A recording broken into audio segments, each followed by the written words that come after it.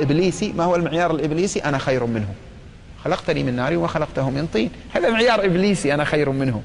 لكن المعيار المحمدي يزداد خشية، يزداد تواضعا، يزداد رحمة كما سمعنا، يزداد لطفا بالخلق. فكلما ازداد الإنسان من صورة تدين بتعلم أو بتنسك، بتعلم قراءة وفهم مسألة وحفظها، أو بتنسك قام الليل صام النهار، فعلامة الصدق في ذلك وأنها ليست مجرد صورة أن تظهر في أخلاقه وفي تعاملاته. وعلامة عدم الصدق في ذلك ألا تظهر في أخلاقه أو يظهر العكس. كلما تعبد أكثر كلما غلظ أكثر. نرى بعض إخواننا هدانا الله وإياهم كلما التزم أكثر كلما اكفهر وجهه أكثر، كلما التزم أكثر كلما صار حادا مع الناس أكثر، كلما التزم أكثر كلما احتقر المجتمع أكثر، كلما التزم أكثر كلما صار قاسيا مع أقاربه غير الملتزمين أكثر. من أين جاء هذا؟ ما هكذا كان الالتزام؟ بسبب عدم الربط أو غياب الربط بين صورة الالتزام في النسك أو صورة أخذ العلم وبين حقيقتها، وهي معاملة الله سبحانه وتعالى وشهود فضل الله عز وجل. إذا نحن بحاجة معاشر من يسلك مسلك التدين إلى نظرة صدق في أنفسنا. تعالوا نراجع أنفسنا بالصدق. يا من أكرمك الله بالتردد على المسجد، ماذا أثمر ذلك لك؟ ما هي نظرتك للذين خارج المسجد؟ ستخرج الآن من المسجد بعد انتهاء الدرس، قد تجد وأنت راجع في الطريق شبابا في حالة سيئة. هذا الذي يرفع صوت المسجل على أعلى صوت ويزعج 5 أو 10 سيارات من حواليه في صورة غناء صاخب ولا يبالي ويرفع صوته بأشياء غير لائقة. كيف ستنظر إليه؟ هل ستنظر إليه بنظرة إشفاق ورحمة؟ يقول هذا ما سمع الذي سمعنا، يا رب كما أسمعتنا ووفقتنا أسمعه ووفقه.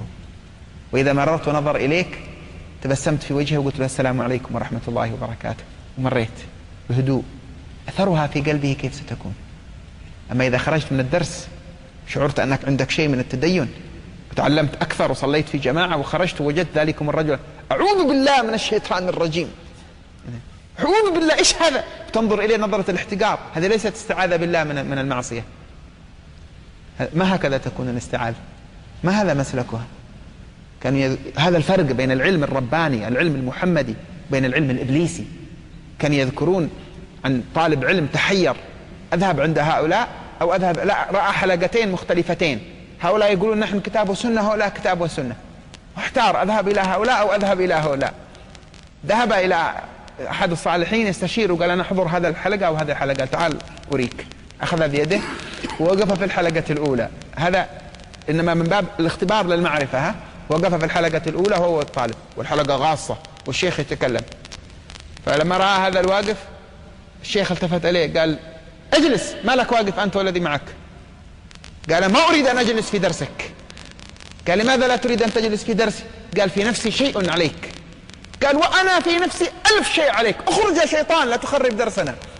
طيب، قال الشاب الذي يسأله قال هاي نخرج قبل أن يضربوننا. هم ذهب إلى الحلقة الثانية ووقف. الشيخ أثناء الدرس التفت قال هلا جلستما؟ انظر الفرق، اجلس بين هلا جلستما. قال أنا ما أريد أن أجلس في حلقتك. قال لماذا؟ قال في نفسي شيء منك.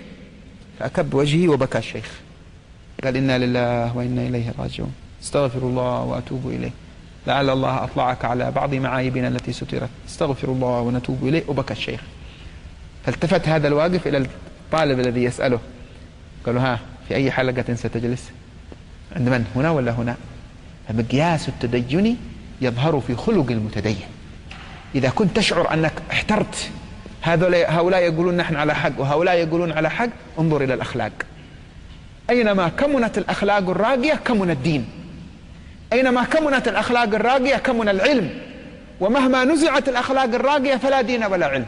لا يمكن أن يكون دين بغير خلق، لا يمكن أن يكون تدين بغير خلق، لا يمكن أن يكون علم بغير خلق.